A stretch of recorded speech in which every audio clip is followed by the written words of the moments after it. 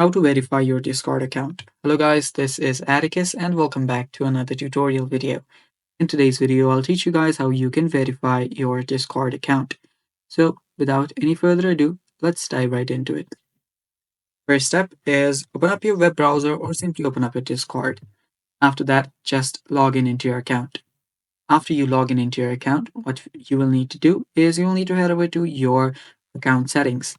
For that, head over to this bottom here. You'll find your username, and right beside it, you will see the user settings. Tap on it, and after you tap on it, scroll down when you're on your account. After you're there you will see a lot of different options. What you'll need to do to verify your account is simply add your contact info, such as your email and your phone number. All you have to do is tap on the add number, and here type in your phone number. You can choose your country code and then tap on the send button. After you tap on the send button, you'll get a verification code on your mobile phone.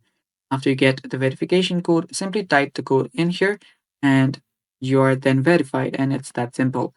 And that is basically all for today's video, guys. Thanks for watching. Stay tuned for more, and bye bye.